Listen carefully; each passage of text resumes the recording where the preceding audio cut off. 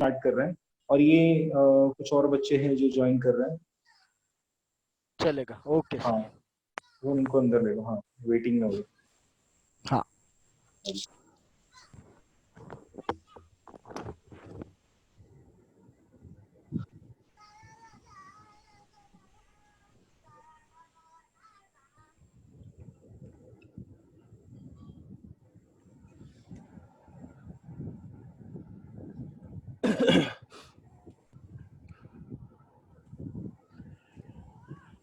ठीक है, सो I think और लोग आ रहे शायद से, so by then I want everyone to just do a quick revision for I just want everyone to do a quick revision for themselves for the formulae in limits. I just want everyone to write down all the formulae that they know in limits, like limit x tends to 0, sin x upon x is equal to 1, something like that. ये सारे formulae जितने भी है सारे फटाफट लिख लो till everyone enters, and we'll see how does this thing helps us in something called as continuity.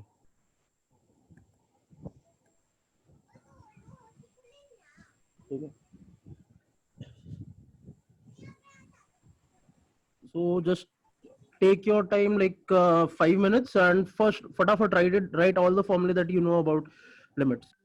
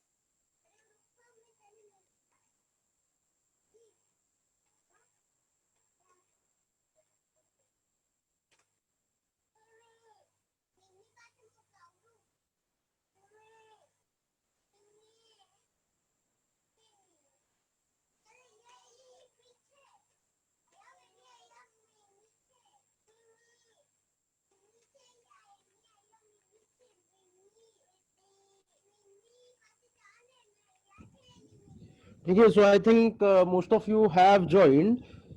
So let's try to understand some of the basic formulas and limits. Basically, पहले तो ये limits क्या होता है? Let's try to understand limits क्या होता है. तो ये formula page जो तुम लोग ने mostly लिखा होगा अपने book में, pages में basically,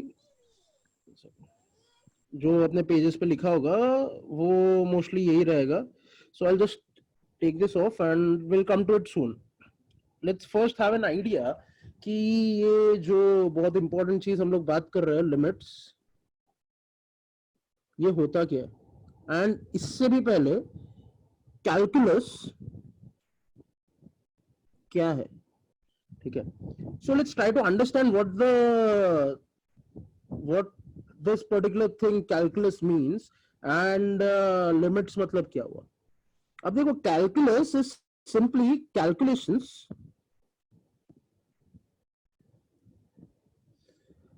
at a very small interval. ठीक है, calculus is simply calculations at a very small interval. अब what do I mean by the term very small interval या ऐसा कुछ, इसका basic मतलब क्या है, इसका idea क्या है, let's have a look. So let us say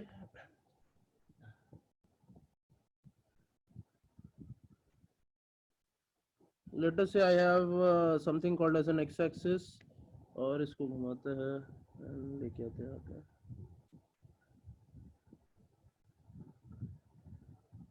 ठीक है, we have something called as a y-axis हो गया, इसको गैप करते हैं. अभी जब मेरे पास x-axis y-axis है, if I have anything called as y is equal to f of x. अब ये y is equal to f of x का मतलब क्या होता है, ये f के जगह, like there are many misconceptions and there are many doubts related to this particular thing कि ये f का मतलब क्या हुआ, ठीक है. और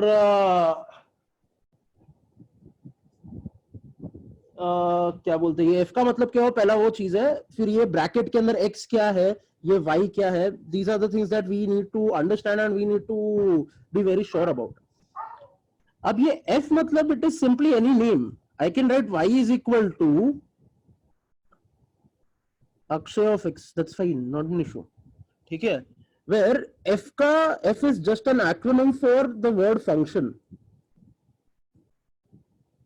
f is just the acronym for the word function. So अभी मैंने अपने फंक्शन का नाम अक्षय बोल दिया, तो it is as simple as that. Akshay के हिसाब से x का वैल्यू कुछ तो रहेगा, तब y कुछ वैल्यू देगा. इसका मतलब क्या है, if I take a very simple and a very common function, y is equal to sin of x. अब ये जो sin है, this is nothing but क्या, this is nothing but my function जो कि मैं यूज करूंगा. जस्ट दैट x का कुछ भी वैल्यू दे दो, मैं ये फंक्शन के हिसाब से y का वैल्यू बताऊंगा. एज एन x का मैं कुछ भी वैल्यू बताऊं, ये फंक्शन के हिसाब से मैं अपने y का वैल्यू डिफाइन करूंगा. फॉर एग्जाम्पल, अगर मैंने बोला x का वैल्यू 0 है, तब y का वैल्यू अपने आप 0 हो जाएगा.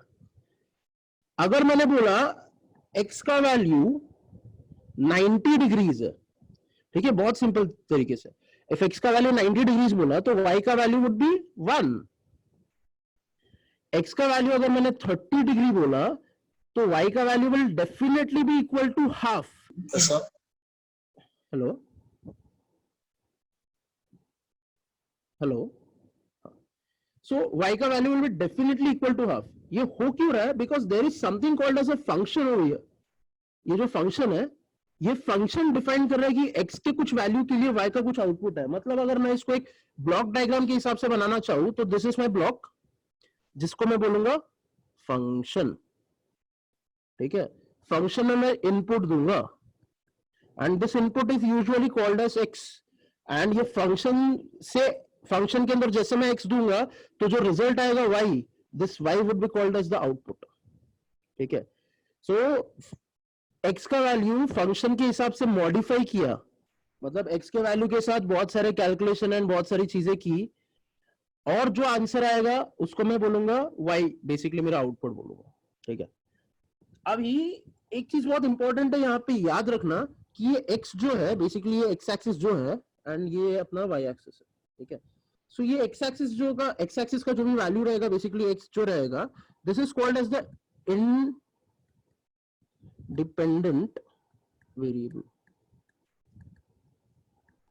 x is called as the independent variable, मतलब x का वैल्यू किसी पे डिपेंडेंट नहीं रहेगा. One second.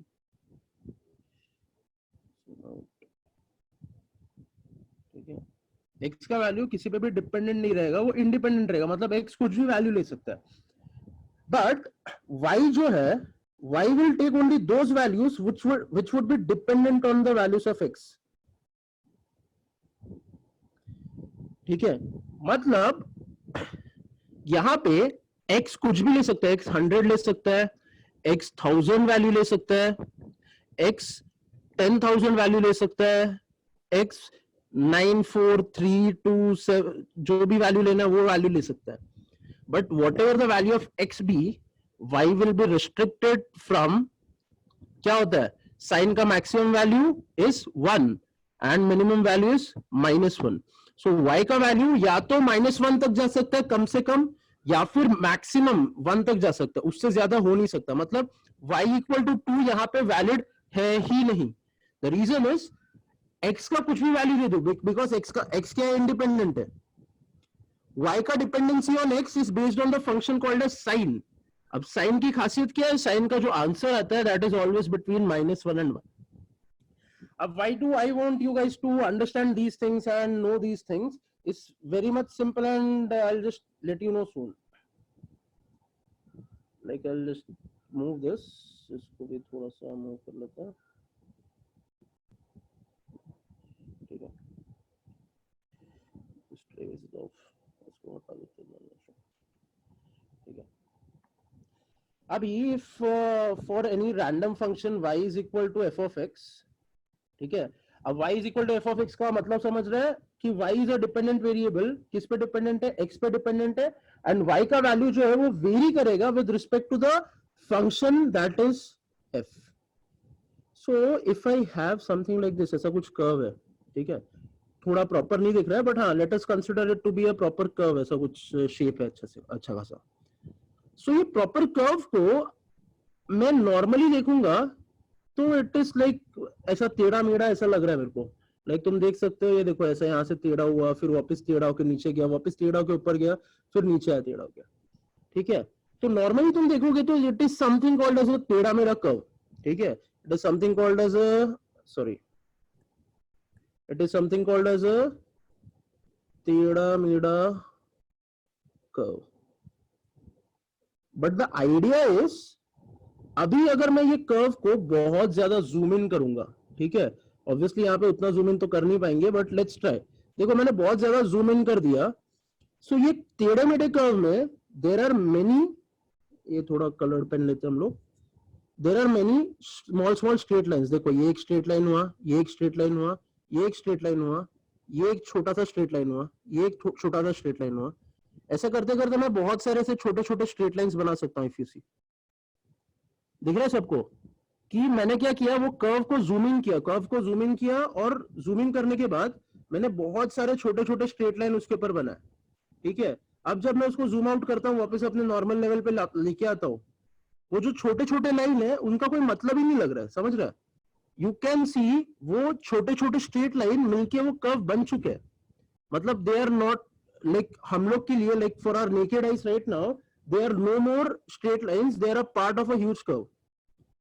तो यही पे मेरा लिमिट्स या फिर कैलकुलस का बेसिस आता है, एंड यही पे मेरा कैलकुलस का सबसे बेसिक आइडिया आता है कि अगर मैं ये कोई भी छोटे से पार्टिकल को देखूं अच्छे से, ठीक है, let us talk about this particle, ये वाला जो है इसके ऊपर बात करते हैं.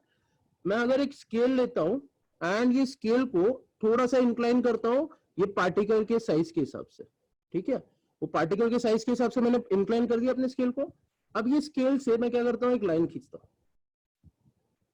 बन गया ये लाइन. मैंने किया क्या है, वो जो पार्टिकल था मेरा यहाँ पे छोटा सा जो पार्टिकल था, ठीक है, ये जो पार्टिकल था उसी को मैंने लंबा किया, एज इन ये बाजू से भी लेफ्ट हैंड साइड पे भी खींचा और उसको राइट हैंड साइड पे भी खींचा. सो जब उसको लेफ्ट हैंड साइड और राइट हैंड साइड पे खींचता हूं तो अगेन जूम आउट करके देखते क्या दिखता है. जो चीज हम लोग को यहाँ पे मिलती है दैट इज कॉल्ड एज, अगर अच्छे से देख सकते हो वो कर्व के लिए क्या बन रहा है, टेंजेंट. एग्जैक्टली, ये कर्व के लिए बनेगा टेंजेंट. ठीक है, सो अभी ये पर्टिकुलर चीज के साथ हम लोग का बेसिस ऑफ कैलकुलस सेट होता है. अब बेसिस ऑफ कैलकुलस बोलता क्या है, like what I understand by this thing इसको थोड़ा सा ऊपर लेते हैं. इफ यू कैन सी, अभी देखो जब उसको मैं जूम आउट और कर रहा हूँ, मतलब जितना दूर से देखूंगा वो उतना प्रॉपर टेंजेंट दिख रहा है, बट उसको एकदम जूम इन कर दिया तो वो एकदम प्रॉपर टेंजेंट नहीं रहेगा, थोड़ा सा अंदर आएगा वो. ठीक है, tangent is a line which connects to your curve at a single point, but वो डेफिनेटली सिंगल पॉइंट नहीं, थोड़े ज्यादा पॉइंट्स के ऊपर कनेक्टेड है. बट जब जूम आउट करोगे तो यू विल डेफिनेटली सी वो सिंगल पॉइंट से टच करके उसको जा रहा है. अब what I will do is I just state something over here. If I divide, let us say divide slash cut anything into infinite number of parts, what will happen? ठीक है, that's the question. So I want you guys to just think, अगर मैं like take a minute, I will say, let's say take a minute, just try to think, अगर मैं किसी चीज को infinite number of parts में तोड़ता हूं, मतलब किसी भी चीज को किसी भी चीज के infinite टुकड़े करता हूं, तो क्या होगा? That is the first question. And the second question is, what is infinity? Infinity होता क्या है ideally? ठीक है, these are the two questions that I want you guys to think upon. You have exactly 60 seconds here to think. It's not like अगर नहीं सोच पाए तो फेल हो गया, something like that. Just think, जो भी random thought आता है, just have the thought with you. मैं जब पूछूंगा randomly, कोई एक या दो लोग का आंसर हम लोग सुनेंगे यहाँ पर. ठीक है, so just think, you have 60.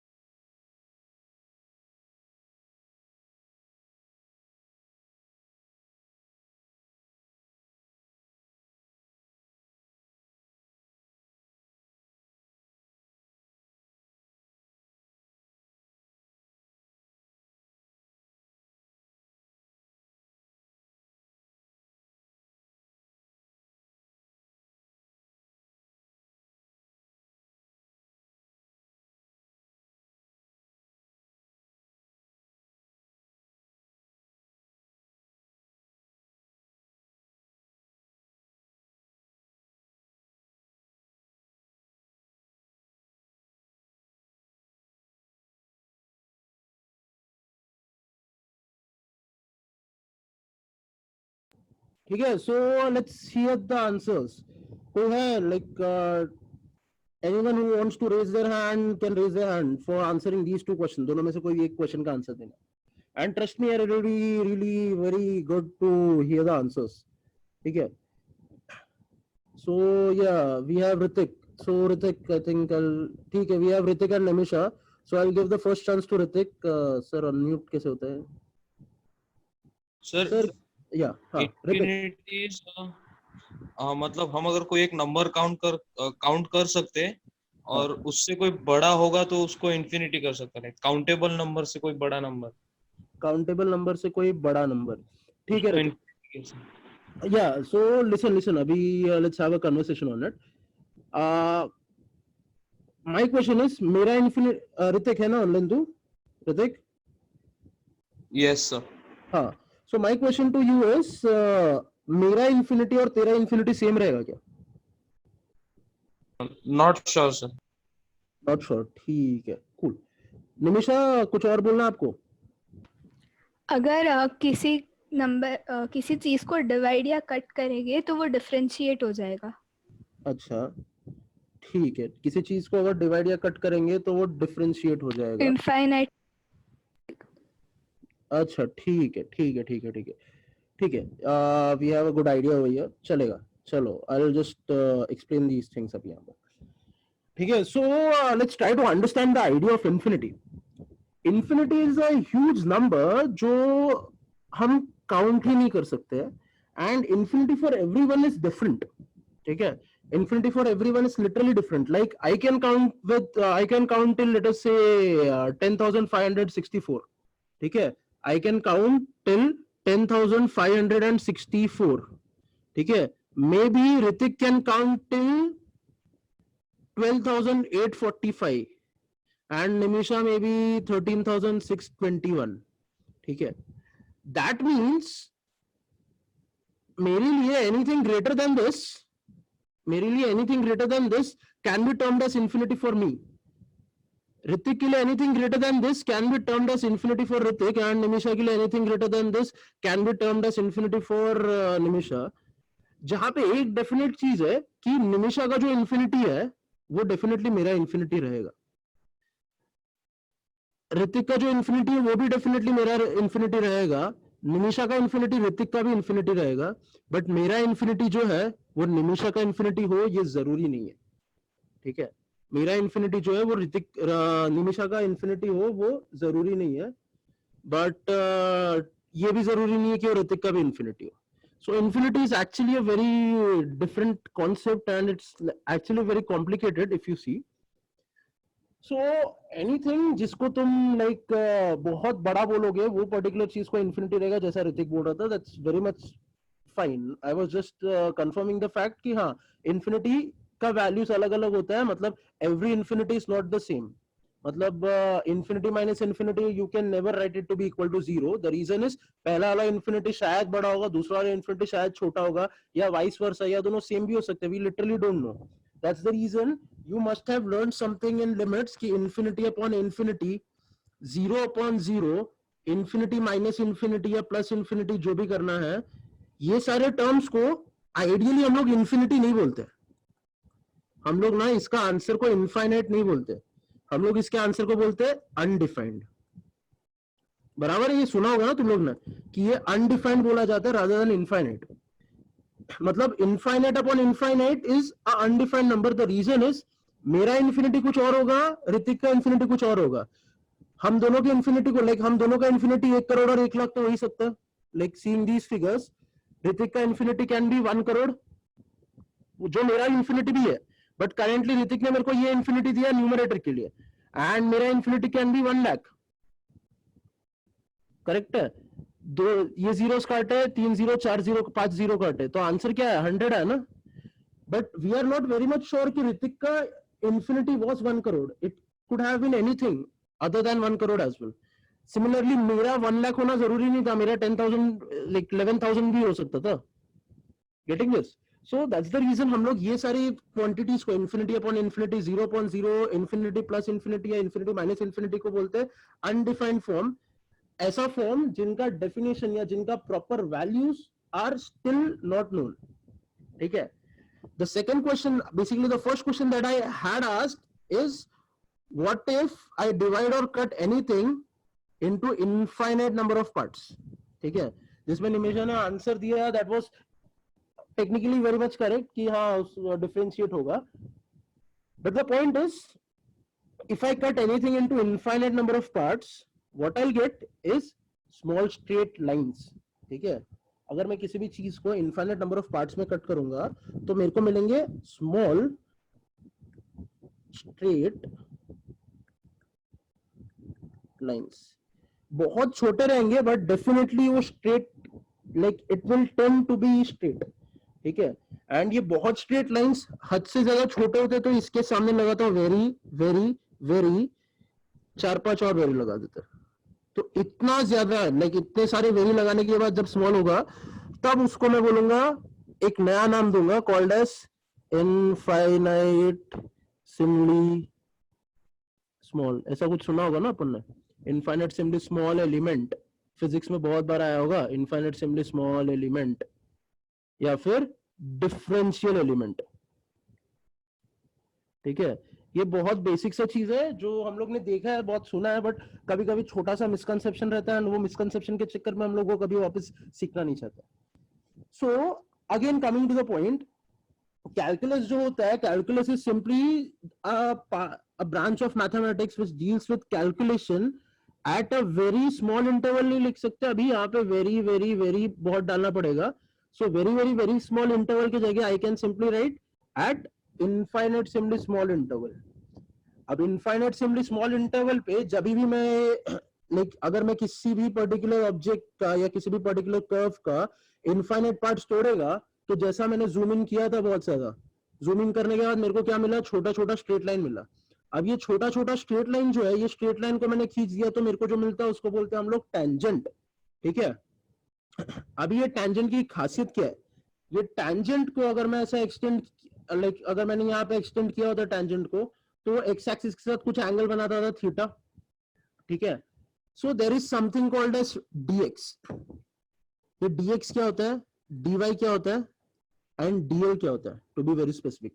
ये तीन चीजें मेरे को like as a kid I always had doubts in these things कि ये dx क्या होता है, dy क्या होता है और dl क्या होता है बेसिकली. अब जब मैंने ये पर्टिकुलर कर्व को, ये जो कर्व है अपने पास, ये जो कर्व है अपने पास, इस कर्व को जब मैंने इनफाइनाइट पार्ट्स में तोड़ा है, ठीक है, ये पूरे कर्व को जब मैंने इनफाइनाइट पार्ट्स पे तोड़ा है, तो वो जो एक सिंगल एलिमेंट यहाँ पे जो मिल रहा है, एक सिंगल छोटा सा पार्ट जो मिल रहा है, उसको मैं बोलता है डिफरेंशियल एलिमेंट. जो मैंने नीचे लिखा था इसको क्या बोलता है, डिफरेंशियल एलिमेंट, और उसको मैं डीएल से रिप्रेजेंट करता है. याद है तुम लोग ने फिजिक्स में या कहीं पे तो लिखा होगा डेल्टा एक्स या delta L. Delta was called as change, delta was called as change. वैसे ये जो डी है, डी को भी एक सिमिलर नाम है, कॉल्ड एज डिफरेंशियल चेंज. ठीक है. डी को भी एक बहुत सिमिलर सा नाम है, called as the differential change. अब ये चेंज को जब मैं डिफरेंशियल चेंज में कन्वर्ट कर रहा हूं, इसका मतलब क्या, मेरा इंटरवल हद से ज्यादा छोटा है, वेरी स्मॉल है. ठीक है. चेंज मतलब क्या, इंटरवल मतलब मैंने x इक्वल टू 0 से चालू करके x इक्वल टू 5 पे गया, यानी कि 5 मीटर का चेंज हुआ. That is not infinitesimally small. अगर मैंने x इक्वल टू 1 से चालू किया और खत्म किया है x इक्वल टू 1.000001 पे, तो चेंज कितना हुआ, 0.000001. That is literally very small. Hence वो पर्टिकुलर चेंज को मैं बोलेगा डिफरेंशियल चेंज. ठीक है. सो अभी यहाँ पे स्क्रीन पे तो बहुत सारी चीजें हैं जो तुम लोग ने एक्चुअली देखी है, तुम लोग को पता है, जस्ट मैंने वो बहुत सारी चीजें वहां पे बनाया है. The reason for that is उस इन सारी चीजों से हम लोग के पास एक बहुत इंपॉर्टेंट डेफिनेशन आता है, called as dy upon dx. तो तुम लोग ने मैथ्स के लेक्चर में, लाइक मैथ्स का जो बेसिक डेरिवेटिव का लेक्चर रहेगा, वो डेरिवेटिव के लेक्चर में you must have learned, as well as physics में जब वो फोर्स का चैप्टर था 11th स्टैंडर्ड में, तो फोर्स के चैप्टर में या फिर मैथ्स में बेसिक्स ऑफ डेरिवेटिव में you must have learned something called as dy by dx. अब dy by dx होता क्या, let's have a look. पहले तो मैं ये सब स्क्रीन से हटा देता हूँ. Like if you want, I would suggest कि एक बार इसका स्क्रीनशॉट ले लो. There is nothing very much important to write, but हाँ, ये देख के कुछ ना कुछ तो वापस रिकॉल हो सकता है. तो just take a screenshot of this particular screen. ठीक है. I will just give you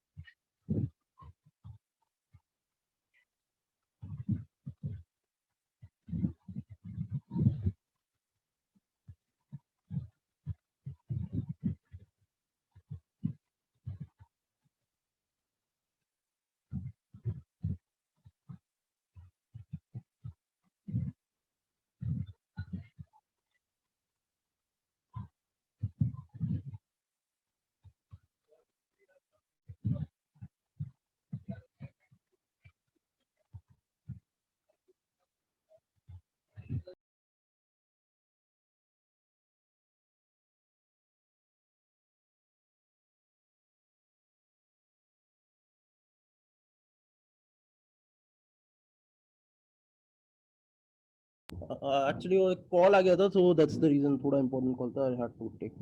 So let's focus on this thing. What's dy by dx? I'll just erase off a lot of things over here. सभी निकाल देते हैं.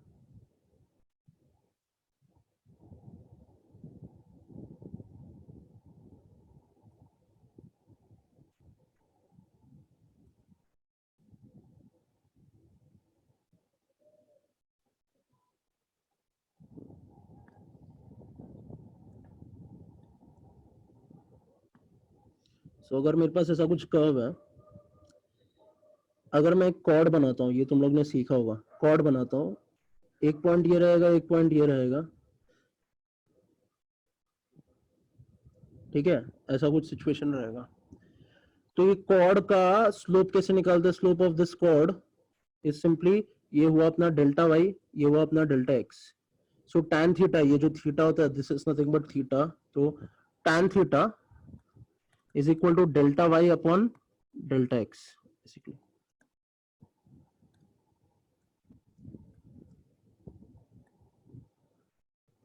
Tan theta is equal to delta y by delta x. अभी मैं क्या करता हूं, the change in x जो delta x है, देखो delta x को ही क्यों अभी मैं कंसीडर करूंगा, because x is independent. Independent का मतलब क्या है? Under any circumstances, this will always exist. ठीक है, but delta y या basically y, this is dependent. मतलब there might be some circumstances जहां पे it won't exist. ठीक है, there will be some circumstances जहां पे y won't exist basically. So अभी मैं क्या करता हूँ, ये delta x, yes, अब मैं क्या करता हूँ, ये डेल्टा एक्स का वैल्यू हद से ज्यादा छोटा करता हूँ. हद से ज्यादा छोटा कर रहा हूँ मतलब क्या, very very very small change in x करता हूँ.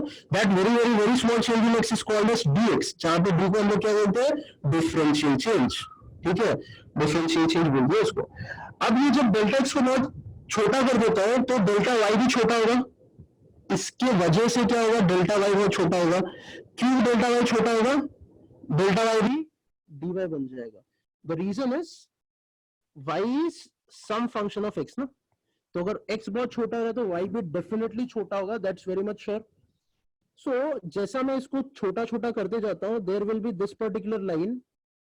ठीक है, अलग कलर यूज करता है. There will be this particular line. ये लाइन पे जब मैंने टेंजेंट बनाया है, ठीक है, तो ये जो लाइन है, this is nothing but my dl.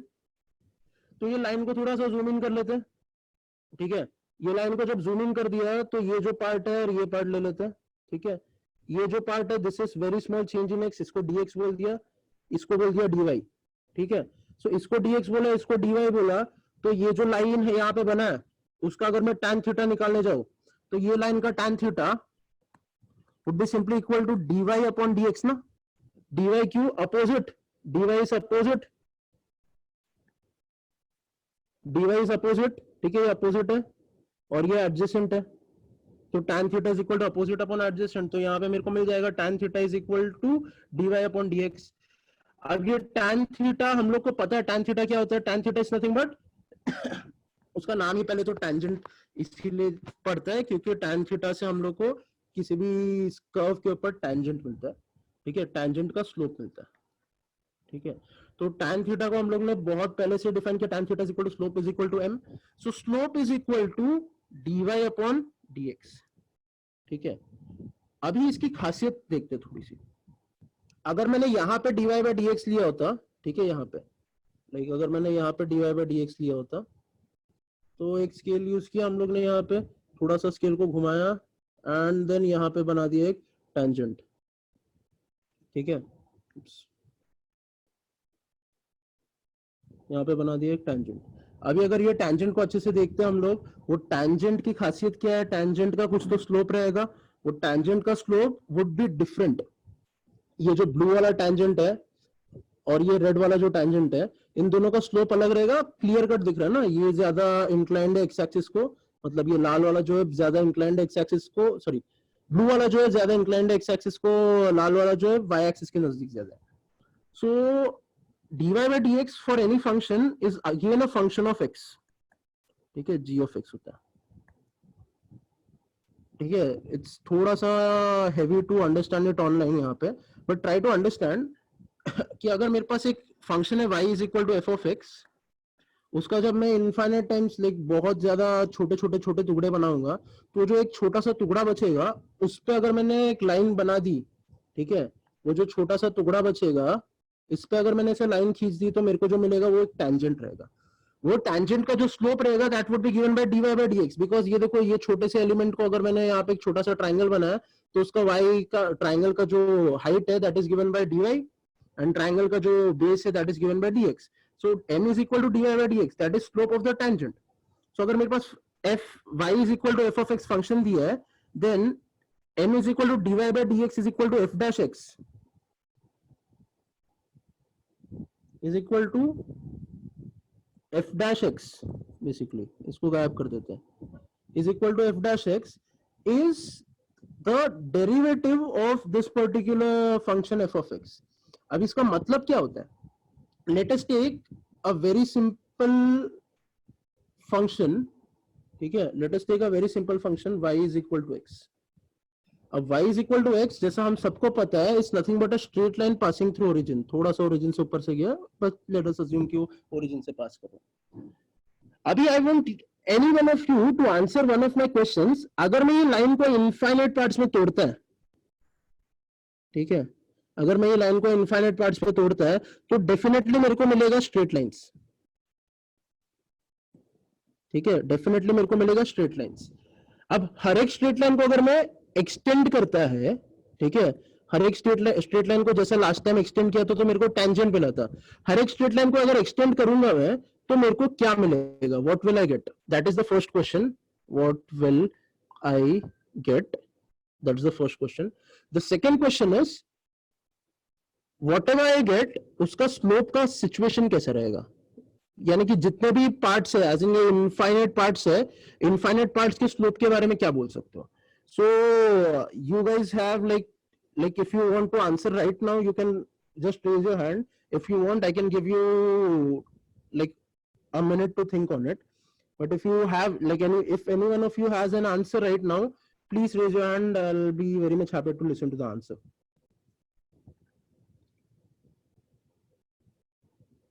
ठीक है, I'll just repeat the question.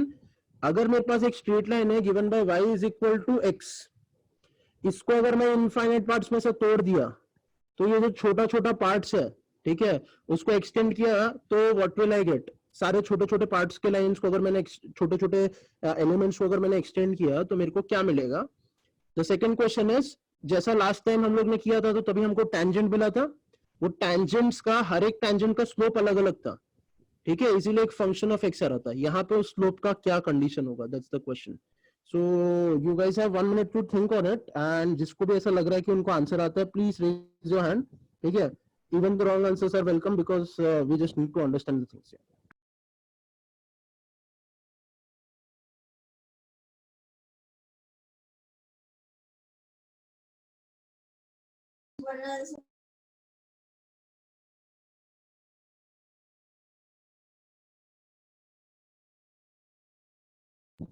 Yes Nimisha, क्या आंसर है?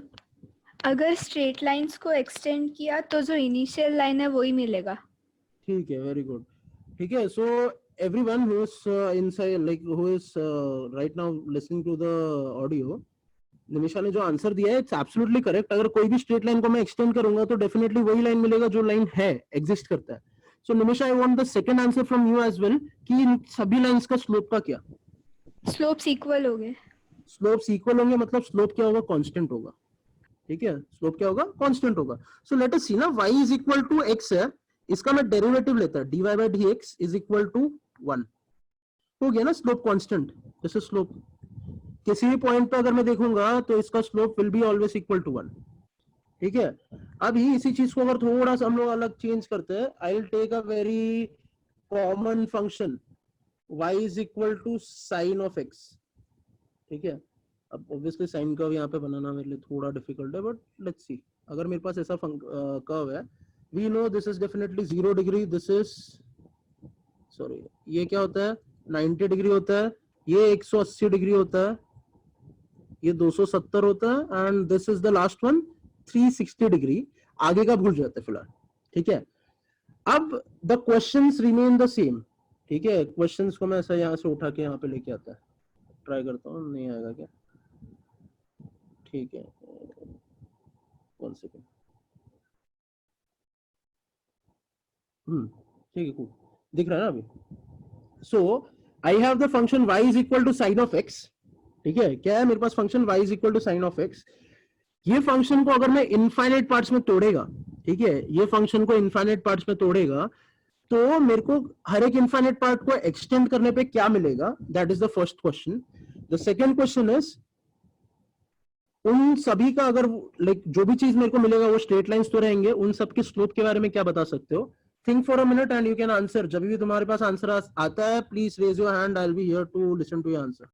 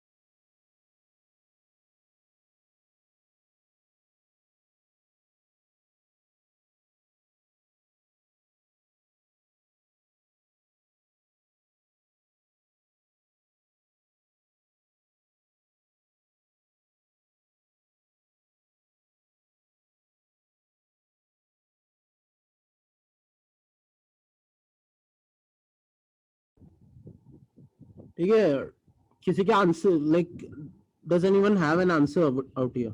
ओह सॉरी, ऋतिक ने हाथ उठाया था, देखा नहीं मैंने। ऋतिक, हाँ बता। Sir, till 180 sir, slope will be 1. अच्छा, till And at 180 the slope will B 1। हाँ ऋतिक बोल ना। from 0 to 180 the slope will be 1, and at हाँ। 180 the slope will be 0, and below that the slope will be -1. अच्छा अच्छा अच्छा अच्छा, ठीक है, तो थोड़ा सा मिस्टेक है, I will correct you as soon as possible. बाकी किसी और को कुछ आंसर देना है? Like there are a lot of kids here, कोई भी बोल सकता है। Like even if the answer is wrong here it's fine, just speak out, ठीक है। I can see a lot of students here, around 46 like sir और मेरे को हटाएंगे तो 44 स्टूडेंट्स हियर। लाइक अभी like we have I think Nimisha के पास कुछ आंसर है क्या? मेरा माइक चालू है क्या? हाँ चालू है। सर अगर स्ट्रेट लाइंस को डिवाइड किया तो टेंजेंट मिलेगा। हाँ ठीक है, मतलब Ex- वो कर्व को अगर डिवाइड किया तो डेफिनेटली टैंजेंट मिलेगा। आगे। हाँ, और स्लोप्स वो सारे टैंजेंट्स के स्लोप के बारे में क्या बोल सकती है? कांस्टेंट नहीं होंगे। कांस्टेंट नहीं होंगे, अच्छा ठीक है, तो क्यों नहीं होंगे कांस्टेंट?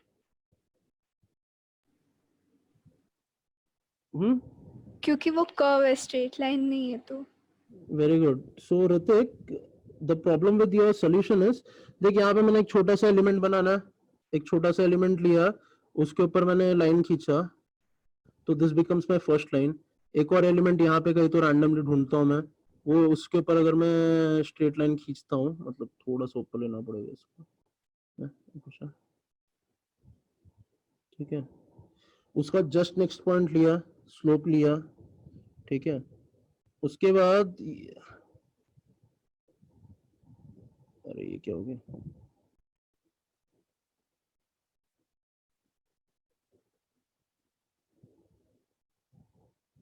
वन सेकेंड ना,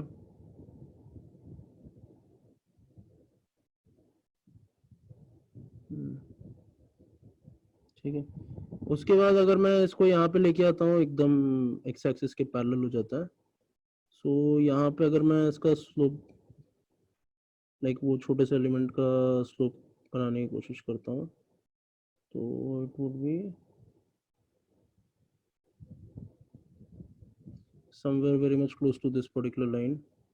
उसके बाद अगर मैं यहाँ पे कहीं पे खींचने की कोशिश करता हूँ, अभी you might be thinking कि सर क्या टाइम पास कर रहे हैं, इतने लाइंस खींच रहे हैं, but every particular line will have its own answer and will speak out to you a lot of things. यहाँ पे एक tangent बन गया, यहाँ पे भी एक tangent बना लेते हैं, ठीक है, यहाँ पे भी एक tangent बनाते हैं, फिर यहाँ पे भी एक tangent बनाते हैं randomly, ठीक है. सो स्क्रीन को गायब कर देते हैं. सो देखो मैंने यहाँ पे बहुत सारे tangents बनाए, बहुत सारे, लिटरली बहुत सारे tangents बनाए, ठीक है. एंड डेफिनेटली ऋतिक का जो आंसर था वहां पे वो रॉन्ग है कि सबका स्लोप लाइक यहाँ तक पॉजिटिव स्लोप रहेगा, यहाँ पे फिर नेगेटिव स्लोप रहेगा, जो भी लाइक पहले स्लोप 1 रहेगा फिर बाद में नेगेटिव होगा, जो भी है. Try to understand the graph. जैसा निमिषा ने बोला, definitely every particular point will have different tangents and all the different tangents will definitely have different slope. Variable रहेंगे सारे स्लोप्स. अभी let's try to examine the slopes. देखो 0 से लेके ये 90 डिग्री तक सारे स्लोप्स देखो पॉजिटिव है, मतलब सारे फर्स्ट क्वाड्रेंट में जाने वाले सब एक्यूट एंगल वाले टेंजेंट्स है. तो टेंजेंट्स 0 से लेके 90 डिग्री तक सब पॉजिटिव है, इतना बोल सकता हूं मैं, ठीक है. स्लोप ऑफ टेंजेंट्स 0 से लेके 90 तक सारे पॉजिटिव है. 90 से लेके 180 भी नहीं, 90 से लेके देखो यहाँ पे भी मैंने एक टेंजेंट बनाया, यहाँ पे भी टेंजेंट बना, दोनों नेगेटिव टेंजेंट्स है. तो 90 से लेके 270 डिग्री तक अगेन स्लोप सारे नेगेटिव है. फिर 270 डिग्री पे एंड सिमिलरली 90 डिग्री पे भी we must have noticed, देखो उसका स्लोप क्या है, पैरेलल टू एक्स एक्सिस है. पैरेलल टू एक्स एक्सिस मतलब स्लोप इज 0 एंड 270 से लेके 360 तक वापस स्लोप होता है पॉजिटिव. तो डेफिनेटली जैसा निमिषा बोल रही थी कि हाँ slope will B variable, that's very much true. उसको थोड़ा और इंप्रूव करके I am just giving you the solution, telling that like solution भी नहीं बोल सकते, कंक्लूजन बोल सकते हैं.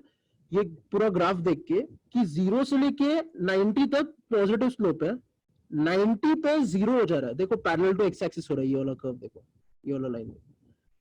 270 पे वापस पैरेलल टू एक्स एक्सिस होना चाहिए, लाइक वो प्रॉपर दिख नहीं रहा है, but it should be parallel to x axis. Again उसका स्लोप 0 हो गया.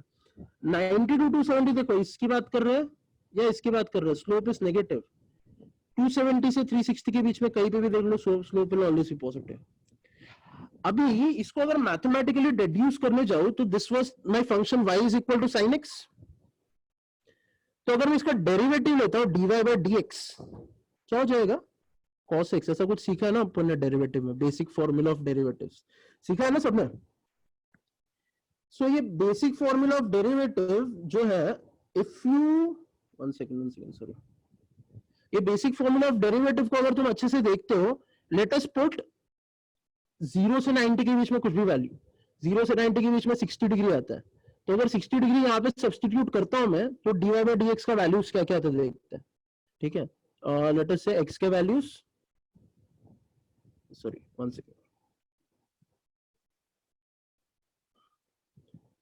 सो ये वैल्यू यहाँ पे सब्स्टिट्यूट करेंगे. So I will just take x का values, dy by dx is equal to cos x का वैल्यूज, ठीक है. एक छोटा सा टेबल बना लेते हैं.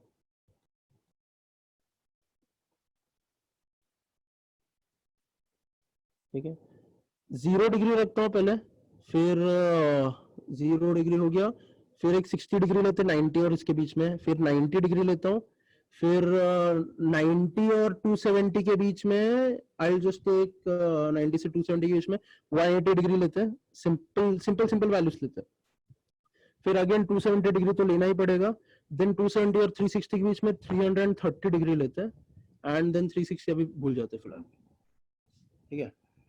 So let's try to find the value, putting the values of x. x का वैल्यू अगर 0 डालता हूँ, यहाँ पे अगर x का वैल्यू 0 रखता हूँ तो dy by dx का वैल्यू क्या हो जाएगा, 1 हो जाएगा। x का वैल्यू 60 डिग्री रखता हूँ, dy by dx का वैल्यू हाफ हो जाएगा। x का वैल्यू 90 रखता हूँ, dy by dx का वैल्यू 0 हो जाएगा। x का वैल्यू 180 रखता हूँ, dy by dx का वैल्यू -1 हो जाएगा। इनफैक्ट यहाँ पे अगर तुम 135 भी रखने की कोशिश करते हो, 135 रखा तो क्या होगा, cos of 135, cos of 135 second quadrant में जाएगा। सेकंड क्वाड्रेंट में cos का वैल्यू क्या होता है, नेगेटिव होता है। cos का वैल्यू नेगेटिव होता है तो क्या होगा, -1 बाई -1 √2। Very good, -1 bye √2। उसके बाद 270 डिग्री पे वापस cos का वैल्यू क्या होगा, क्या होगा, 0 रहेगा। उसके बाद उसके बाद cos 360 का वैल्यू क्या, सॉरी cos 330 का वैल्यू क्या होगा,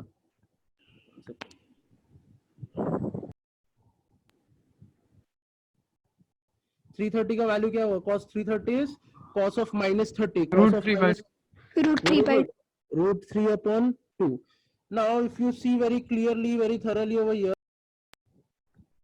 ठीक है, if you see very clearly and very thoroughly over here, you can see, देखो 0 डिग्री पे स्लोप इज पॉजिटिव, 60 डिग्री पे स्लोप इज पॉजिटिव, 90 पे स्लोप 0 हो गया। देन 90 से लेके 270 तक कुछ भी वैल्यू ले लो, cos का वैल्यू हमेशा नेगेटिव रहेगा, तो इसीलिए वो हमेशा नेगेटिव होगा।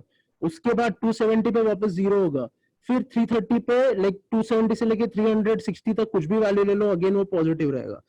इसका मतलब मेरे को मिल क्या रहा है, जब मेरा y is equal to sine x है, dy by dx equal to cos x हो गया।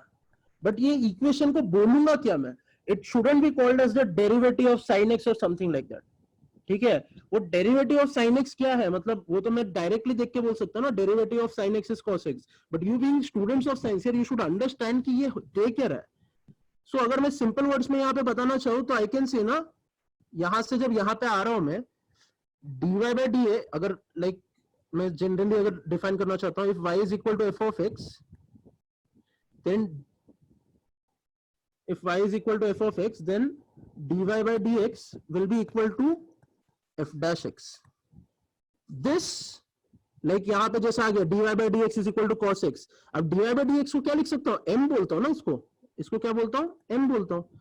तो अगर मैं इस स्टेटमेंट लाइक ये फॉर्मूले को स्टेट करना चाहता हूँ in a form of a statement, I can write m equal to dy by dx is equal to f dash x is the equation of the slopes। ठीक है, ये बहुत इंपॉर्टेंट है word, the equation of the slopes to the tangent, like slopes of the tangent to the curve at any point। समझ रहा है, मतलब अगर तुम्हारे पास एक फंक्शन है y is equal to f of x, dy by dx को actually मैं क्या बोलूंगा, स्लोप का इक्वेशन बोलूंगा। तो I will say m is equal to dy by dx is equal to f dash x is the equation of the slopes. ये बहुत important word है, equation of the slopes of the tangents, equation of the slopes of the tangents to the curve at any given point. ठीक है, ये बहुत important statement है and it's like the basic idea and basic definition of calculus या basic definition of mathematics out here। ठीक है, तो इसमें कुछ डाउट है क्या, I'll just zoom out the things and you can see ठीक है, just see on the screen एक बार and try to understand कि क्या क्या किया है अभी फिलहाल, because it will be helpful for us to understand a lot of things soon। ठीक है, so एक बार अच्छे से देखो, एक बार समझो क्या होता है, क्या है। ठीक है, I give you 2 minutes, if you want to write down anything from the screen you can write down, zoom कर सकते हो तुम अपने स्क्रीन से, and कुछ भी डाउट है प्लीज रेज योर हैंड।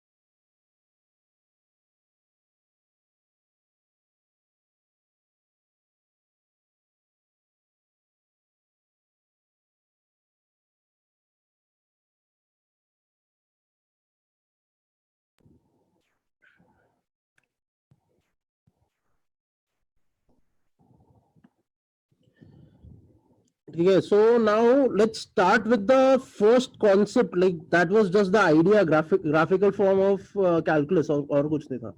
ठीक है, इंटीग्रेशन क्या होता है वो इंटीग्रेशन के टाइम पे देखेंगे. बेसिक ये लिमिट्स, कंटिन्यूटी एंड डिफरेंशिएबिलिटी के लिए we had to understand about derivatives. That's the reason वो डेरिवेटिव से चालू किया. अभी let's see the basic of calculus called as limiting. ठीक है, I will just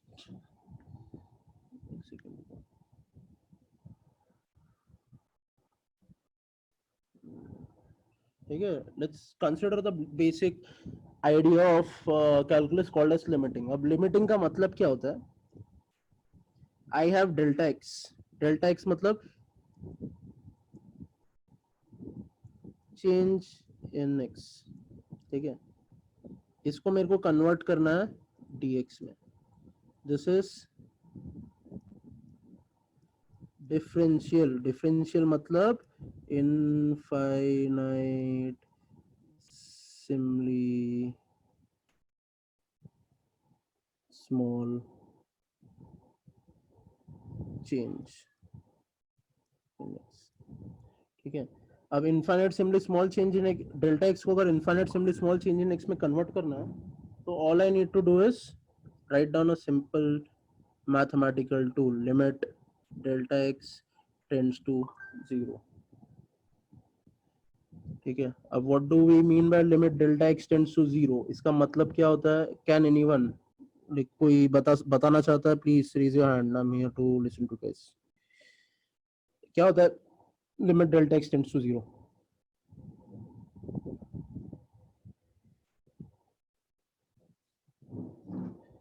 anyone? Limit delta x tends to 0, delta x is equal to dx मैंने लिख दिया है. इसका मतलब क्या होता है? Like just let me know about, like just help me understand ये चीज क्या है. कोई मेरे को ये समझाओ ये क्या लिखा है.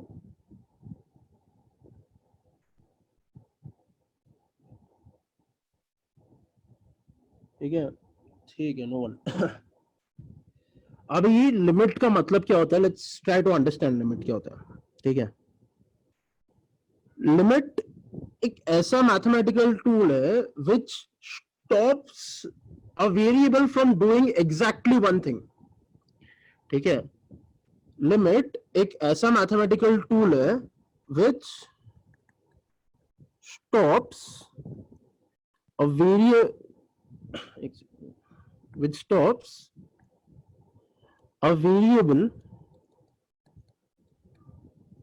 from doing exactly one thing. It is simply a mathematical tool which stops a variable from doing exactly one thing. इसका मतलब क्या है? And हाँ, इसके साथ it's not just the definition which stops the variable from doing exactly one thing while forcing the variable to do almost that one thing. ठीक है, so this is the basic idea. Limit का मतलब क्या हुआ? It is simply a mathematical tool which stops a variable from doing exactly one thing while forcing the variable to do almost that one thing. इसका मतलब क्या है कि ये मेरा नंबर लाइन है. ठीक है, नंबर लाइन पे I have origin, I have let us say 1 over here, I have minus 1 over here. I have a variable x जो let us say I am telling limit delta x भी नहीं बोल रहा हूँ, x tends to 0 बोल रहा हूँ. x tends to 0 का मतलब क्या हुआ कि मेरा जो वैल्यू है वेरिएबल x है वो 0 की तरफ जा रहा है, basically forcing the value to do almost that one thing. मतलब क्या, x का वैल्यू 0 की तरफ जाने की कोशिश कर रहा है. 0 की तरफ यहां से भी जा सकता है, यहां से भी जा सकता है. But what is this particular thing? Basically, what is the tool limit doing? Is वो x को 0 पे एकदम नजदीक जाने देगा, बट 0 पे कभी पहुंचने नहीं देगा. इसका मतलब क्या है x right now, ठीक है, at this particular situation x can right now take the value 0.00000001 या और भी कितने जीरो डालना उतने जीरो डाल के उसके बाद 1 लिखो, नॉट एन इशू, या फिर x can take the value minus 0.00000001, ठीक है, like it can take any value, just that वो एग्जैक्टली जीरो नहीं हो सकता फिलहाल, ठीक है। अब वो क्यों करना जरूरी है, मतलब ये लिमिट को पिक्चर में लाना क्यों जरूरी है, it's only because there are certain functions जिनका किसी एक पर्टिकुलर वैल्यू पे वैल्यू डिफाइंड ही नहीं होता है। Like if you see tan theta, अगर थीटा का वैल्यू 90 डिग्री डालता हूं मैं तो tan थीटा का वैल्यू इज अनडिफाइंड, ठीक है, अनडिफाइंड। अगर थीटा का वैल्यू 90 डाला तो tan थीटा का value is definitely undefined. The reason for this is tan का जो कर्व है वो सीधा ऊपर चला जाता है, इन्फिनिटी की तरफ चला जाता है, ठीक है। So to study anything at 90 degree, like at tan 90 degree, it's impossible for anyone to do it. So for that particular reason मैं क्या करता हूँ, 90 डिग्री नहीं but 89.999 डिग्रीज तो जा ही सकता हूँ। 89.999 डिग्रीज के लिए tan का वैल्यू गिवन है, 90.00001 के लिए भी tan का वैल्यू गिवन है, मतलब it is well defined value, ठीक है, बट 90 पता नहीं है। So if I know these values, I can find the behavior of tan theta at 90 degree approximate behavior, and उस हिसाब से मैं अपने machines को चला सकता हूँ या कोई और appliance को चला सकता हूँ depending on calculations कैसे बैठते हो, ठीक है। So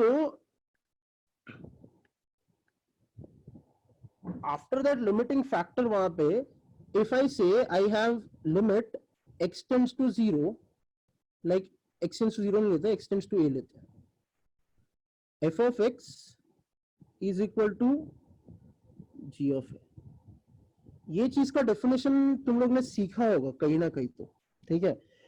I want any one of you to try to define this particular statement या this particular equation, कोई एक मेरे को like try to just define this particular line जो मैंने लिखा है, limit x tends to a, f of x is equal to g of a, just try, anyone, okay, if you want decide for yourself, you have a minute or so and just raise your hand whenever you feel that you can do it।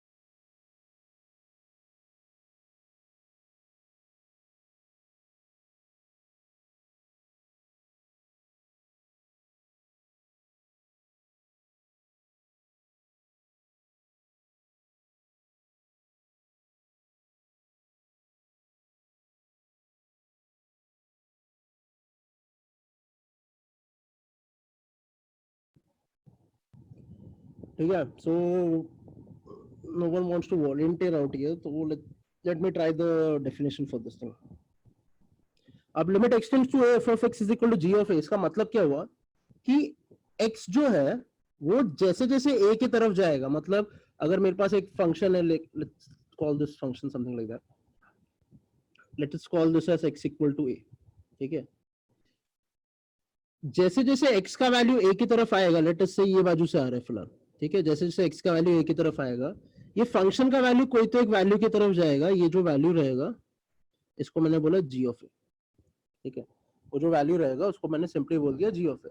So when x tends to a, f of x tends to a value which is g of a, ठीक है। अब यहाँ पे बहुत सारे books में you must have seen this to be f of a itself, यहाँ पे g of a नहीं लिखा रहेगा, वहां पे f of a ही लिखा रहेगा, बट I would say कि let's write it g of a because sometimes the functions might change, ठीक है। Based on this particular idea and based on this particular thing, तुम लोग ने बहुत सारे फॉर्मूले सीखे होंगे, जिसका पेज मैंने यहाँ पे भी थोड़ा टाइम पहले डाला था. द पेजेस,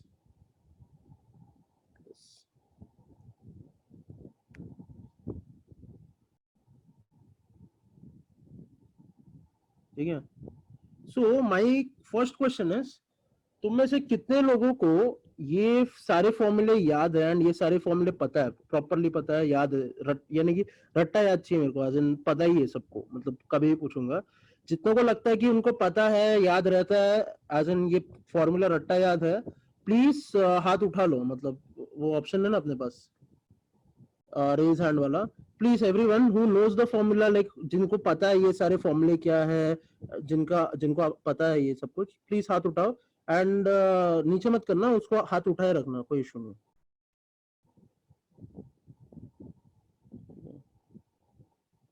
गुड, 5-6 लोगों का आ गया है.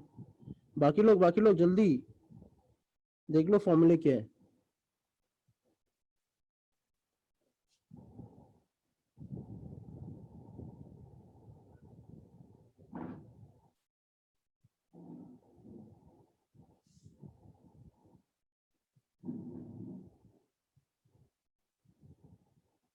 गुड.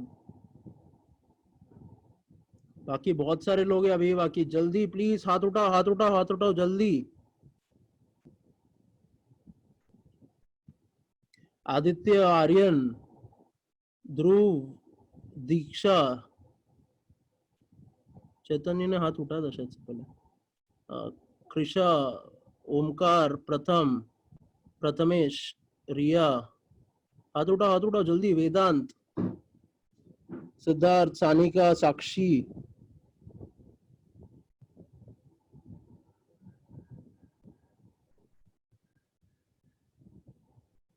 ठीक है, इतने लोगों ने हाथ उठाया है, अच्छी बात है.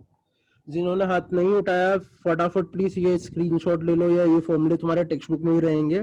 Please open your books and learn it यार, याद रखो, it's very much important. And फॉर्मूले भूलोगे तो गड़बड़ी होती रहेगी, ठीक है. सो या, सो जैसा हम लोग ने लिमिट्स का बेसिकली बेसिक फॉर्मूले देखे, so I just want you guys to try this question. The question is limit x tends to 0. क्या हुआ, आवाज नहीं आ रहा है? आ रहा है.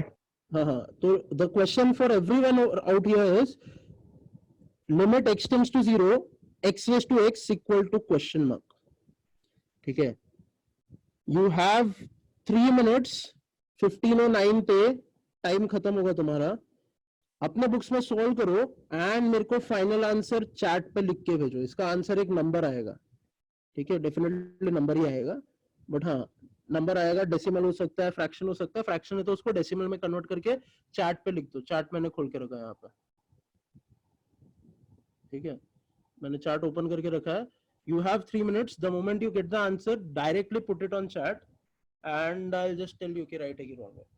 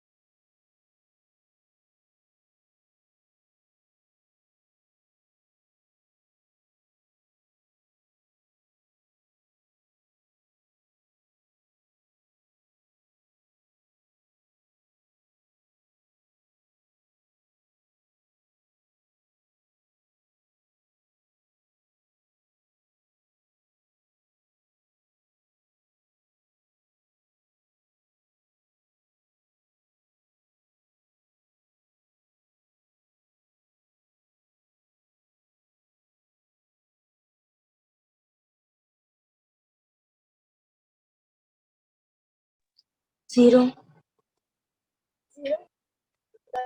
वन, आंसर वन है।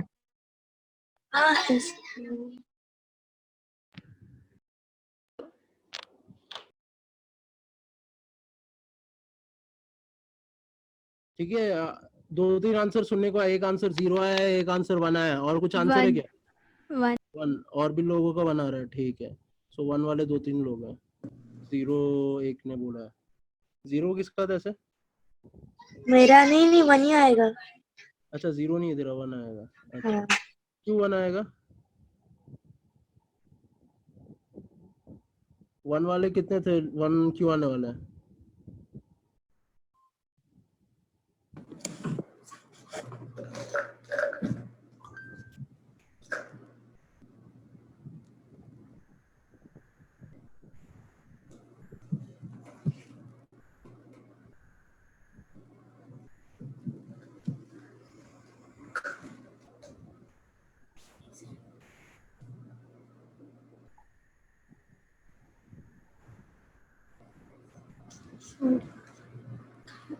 ठीक है। सो हाँ, एनीवन ये इसका सॉल्यूशन कैसे करना है मेरे को बताओ। चलो फर्स्ट स्टेप क्या करूं मैं, क्या लिखूं यहाँ पे? e raised to हाँ बोल e क्या? raised to natural log of x natural log of x x raise to x बराबर है। बाकी लोग please focus on over here. ये जो फॉर्म है this is 0:0 form, it is one of the most critical forms. इस form को solve करने के लिए the simple idea is e raise to log of जो भी चीज है वो डाल दो। The reason for that is e raise to log of anything, basically log to the base e of anything is that particular thing. ये कैसा होता है? Take log on both the sides। जब तुम log on both the sides लोगे तो क्या हो जाएगा? मतलब log on both the sides लिया तो log to the base e of a is equal to log to the base e of a ना। ट्रू हो गया ये स्टेटमेंट। अगर ये स्टेटमेंट ट्रू है तो ये इज इक्वल टू ये। So x raise to x को हमने क्या लिख दिया? e raise to log of x raise to x। Next step क्या है? x tends to 0 obviously. Next step क्या है? लिमिट x टेंड्स टू 0 लिख के रखा हूं, और क्या लिखूं यहाँ पे? एनीवन? कौन था? ऋतिक का आंसर आया था या किसका आया था आंसर अभी? ठीक है। सो नेक्स्ट स्टेप में क्या करेंगे? e raise to x log x लिखेंगे is equal to e raise to limit x tends to 0 natural log of x upon 1 upon x। अभी क्या करने वाले ये बताओ मेरे को। अभी क्या करते हैं अपन?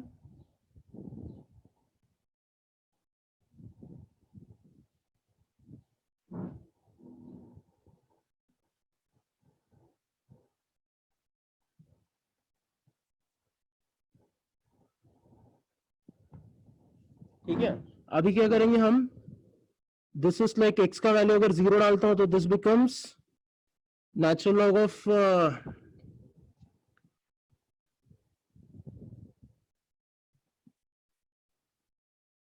अगर यहाँ पे x का वैल्यू 0 डालता हूं तो this becomes simply natural log of 0 upon 1 upon 0। Natural log of 0 is infinity, 1 upon 0 is again infinity. In actually ये नेगेटिव इंफिनिटी होता है, तो minus infinity basically infinity upon infinity form जब आता है तो हम लोग एक बहुत इंपॉर्टेंट लॉ लगाते हैं, लॉपिथल लॉ लगाते हैं। ठीक है, तो लॉपिथल लॉ क्या होता है? क्या होता है लॉपिथल लॉ? लॉपिथल लॉ में whenever we have something like infinity upon infinity या 0 by 0, all we do is e raised to limit x tends to 0 जैसा था वैसा लिखेंगे। न्यूमरेटर का डेरिवेटिव लेते हैं। अब नेचुरल लॉग ऑफ x का derivative is 1 by x upon denominator का डेरिवेटिव लेते हैं। डिनोमिनेटर क्या है? 1 अपॉन x है, उसका derivative would be -1 upon x square. तो इसका डेरिवेटिव लिया तो -1 अपॉन x स्क्वायर आ गया। ये 1 अपॉन x और एक x कैंसिल हो जाएगा।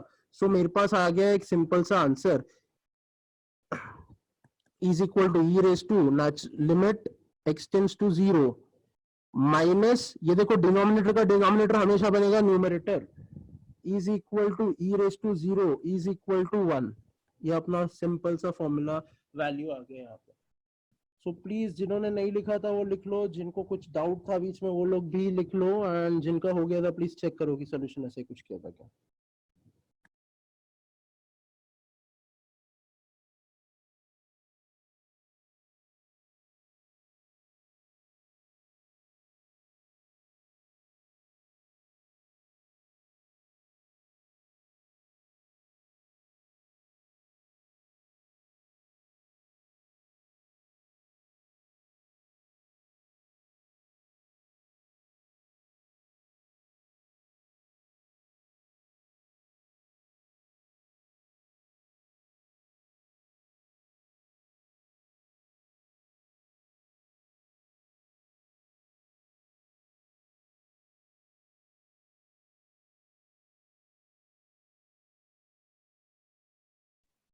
ठीक है, सो let's take the last question for the day. The question is pretty like it seems to be difficult, but it's actually very simple. The question is, if f of x is equal to log of 1 plus x whole raised to 1 plus x minus x upon x square, find f of 0. Okay. So you guys have the question on the screen. You guys have the question on the screen. I want you guys to try out the question and get me the answer in the next 3 minutes, 15, in the next 3 minutes. The time limit is 15:18. जिसको भी answer आता है सीधा mic चालू करके बोलना चालू कर दो, नॉट इन इशू। एंड अगर चैट पे लिखना चैट पे लिख सकते हो, ठीक है। गेट मी द आंसर, चलो फटाफट।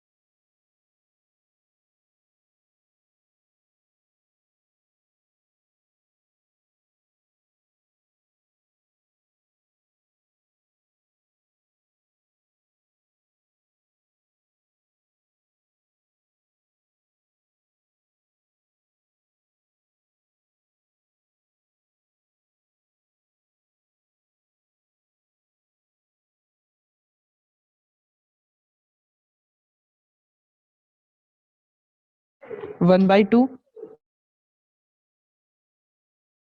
1/2 एक आंसर अपने पास, लेट्स सी 1/2 हो सकता है क्या। ठीक है, फ्रैंकली आई डोंट नो, मेरे को भी सॉल्व करना पड़ेगा, बट आई थिंक 1/2 होगा आंसर इसका। लेट्स सी, और कुछ आंसर है किसी का?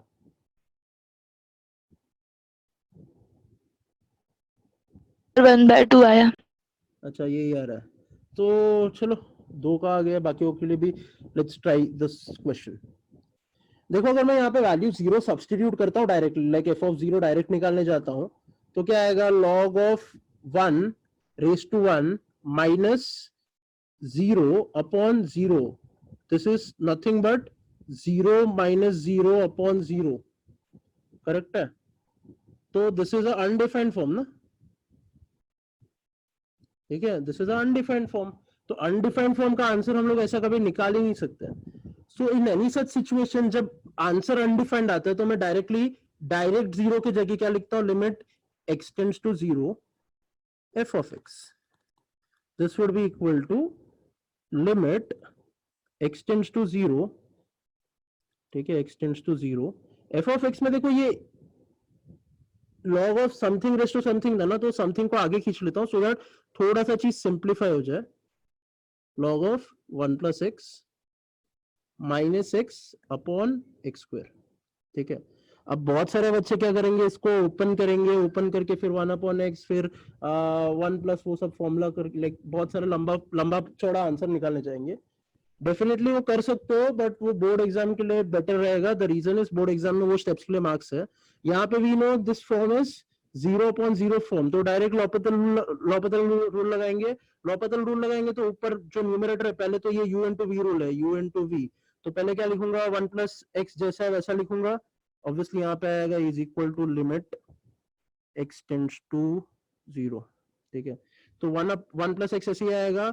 log ऑफ 1 प्लस एक्स का डेरिवेटिव 1 अपॉन 1 प्लस एक्स, फिर ये u का डेरिवेटिव लूंगा तो प्लस 1 प्लस 1 का डेरिवेटिव 0 प्लस 1, x का derivative is 1 into log of 1 plus x minus 1 whole divided by 2x. Minus 1 क्यों आया, क्योंकि x का derivative would be 1, minus n था वैसे ही माइनस n लिखा.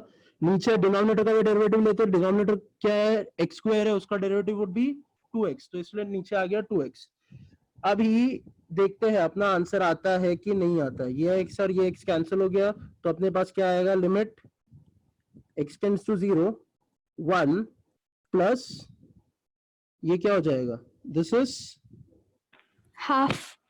लॉग, देखो ये 1 है, 1 into log of 1 plus x minus 1 upon 2x.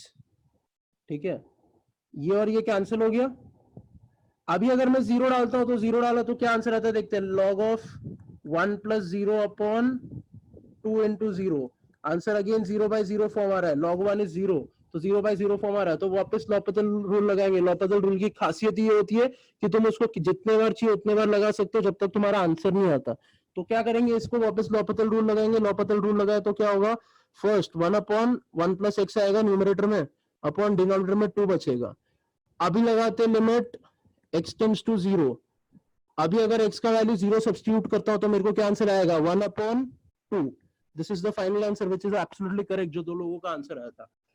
अभी यहाँ पे एक बहुत इंपॉर्टेंट चीज नोटिस करने लायक है. देखो हम लोग ने जब फाइनल आंसर निकाला, फाइनल आंसर के टाइम पे जो फंक्शन था, ठीक है, फाइनल आंसर के टाइम पे ये जो फंक्शन था, this is nowhere close to this particular function. ये फंक्शन अलग है और ये फंक्शन अलग है, पूरा अलग अलग फंक्शन बन गया दो.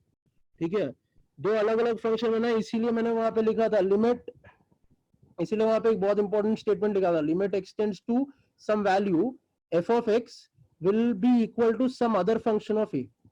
The reason is function change होने के चांसेस है. आई एम नॉट टेलिंग कि हर बार होगा, बट चेंजेस होने के चांसेस है. दैट्स द रीजन ऐसा लिखना इंपॉर्टेंट है. ठीक है, सो जिनका बाकी है फटाफट लिख लो ये जल्दी.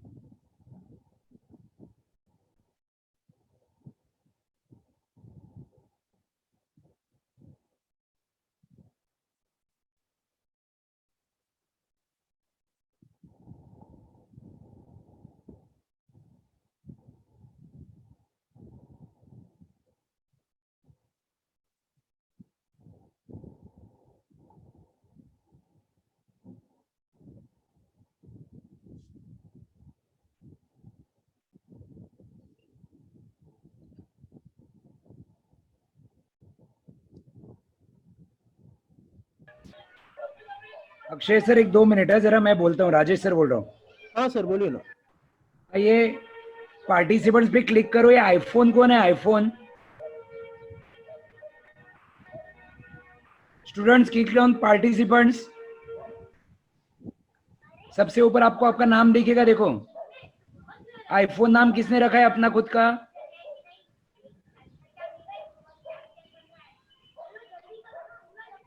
आप अगर ऐसा करोगे तो अटेंडेंस मार्क नहीं होगा आपका।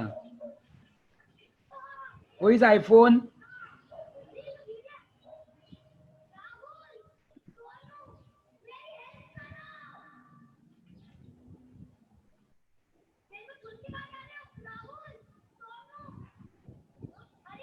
गायब हो गया आईफोन तो।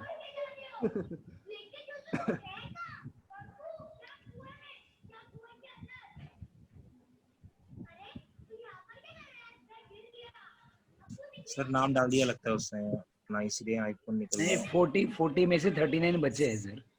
40 थे जब आईफोन था तब। हाँ तो वो वापस रीनेम करेगा लगता है। हो सकता है।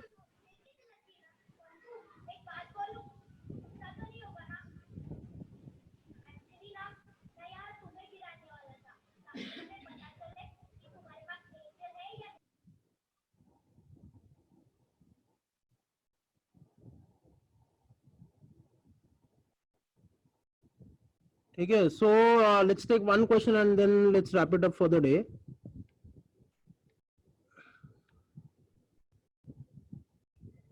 So the question is, if f of x is equal to tan x minus cot x upon x minus pi by 4, then find f of pi by 4. चलो फटाफट, you have last 3 minutes. उसके बाद 2 minute में I'll solve this and then we can stop. ठीक है, question बहुत simple है, बहुत सिंधी है, फटाफट ढूंढो आंसर।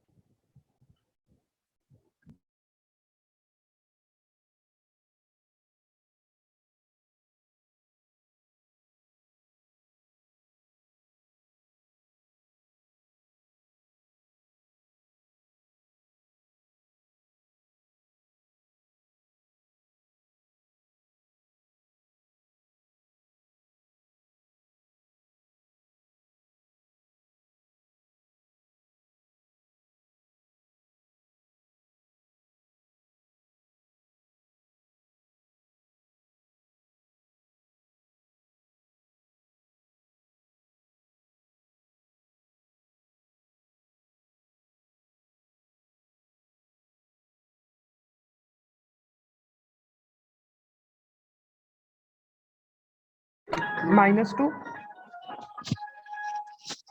-2 एक आंसर है -2, बाकी लोग फटाफट।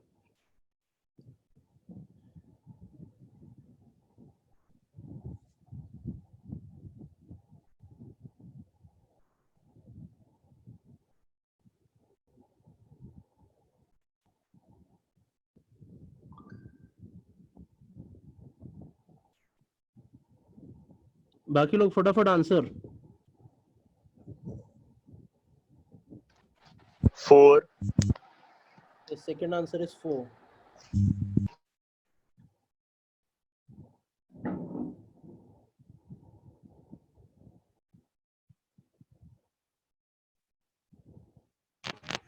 फोर। 4 गुड। और कोई है?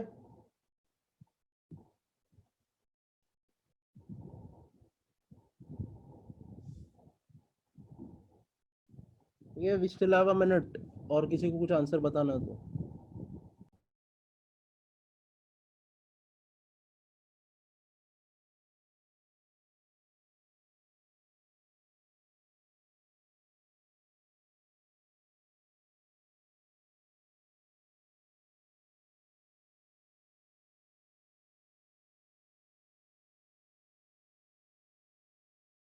फोर।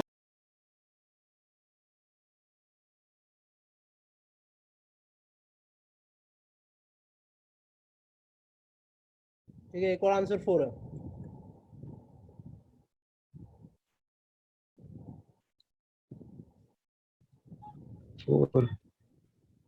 ठीक है, तो इफ अगर मैं डायरेक्टली पाई बाय 4 डालता हूँ तो tan pi by 4 is 1, cot pi by 4 is 1 upon, obviously यहाँ पे बहुत सारे क्वेश्चंस लॉपिटल से सॉल्व हो जाते हैं. 0 by 0 फॉर्म है तो कैंसिल करके डेफिनेटली 1 नहीं लिख सकते. हम लोग को क्या करना पड़ेगा, f of pi by 4 is equal to limit x tends to pi by 4.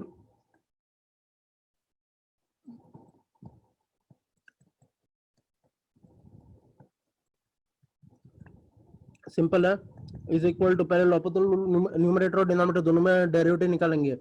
tan x का क्या होगा, sec square x, minus cot x का क्या होगा, minus cosec square x upon 1 is equal to sec square x plus cosec square x upon 1. Obviously मैं एक चीज भूल गया यहाँ पे, limit x tends to pi by 4, limit x tends to pi by 4. अब अगर pi by 4 का वैल्यू डालूंगा, sec pi by 4 is root 2 का square is 2 plus cosec pi by 4 is root 2, again root 2 का square is 2, answer would be 4. सो जिनका like answer आया है 4, very good. जिनका नहीं आया please right it down.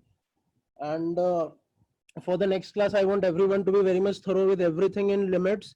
I don't want anyone to lag in limits. limit का जो भी basic formula है जैसा भी उसको अप्लाई करना है, बेसिकली 11th स्टैंडर्ड का टेक्स्ट बुक में जो भी क्वेश्चंस थे लिमिट्स के सारे सॉल्व करके आओ. Only then you can do good in continuity, because understanding continuity is a very simple thing and questions based on continuity is again बहुत सिंपल क्वेश्चंस, बहुत simple solutions. It's just that how good you are in limits will define you how good you are in continuity. That's it. Okay, so please be very much prepared with continuity and please be very much prepared with the basics of continuity please be very much prepared with limits and please be very much prepared with the basics of limits, basic questions and definitely all the questions in your textbook. सारे questions miscellaneous सब सारे questions solve करो, rough में solve करो. I don't want every step by step solution, rough में solve करो. Just that you should be very much confident while writing the answer. Like आज 3-4 बच्चे ही बोल रहे थे आई वांट एवरीवन, लाइक एटलीस्ट 20-25 बच्चे तो बात करना चालू करो. ठीक है, इट्स नॉट दैट 3-4 बच्चों के साथ मैं बैठा हूँ. I am sitting with 40 plus students. I want at least more than half of the class to speak. ठीक है, I want answers. Like 2 minute 3 minute दिया तो फटाफट करने की कोशिश करो. अगर तुमको आधा घंटा लगता है एक चीज को करने को, it's fine, but practice more. Make sure that you do the same thing in 3 or 4 minutes. धीरे धीरे आएगा वो. आधे घंटे से 20 मिनट में आएगा, 20 मिनट से 15 मिनट में आएगा, 10 मिनट में आएगा, फिर 5 मिनट में आएगा, फिर 3 मिनट में आएगा definitely. But for that thing you need to practise more. So please, you are at home, obviously go home and practise नहीं बोल सकता हूँ. You are at home, please open your books, invest your time properly and practice more on limits, and then we'll continue with continuity in the next class and complete the topic of continuity, and uske baad we'll complete the topic of differentiability. ठीक है, on and questions based on it. तुम्हारे group पे sheets आ जाएंगे for limits continuity दोनों के लिए. ठीक है, तो वो शीट्स सॉल्व करने की कोशिश करो. Try it on your own. I am very much sure continuity सभी से हो जाएगा. It's not very difficult. ठीक है, so let's see soon. Let's meet soon. Bye.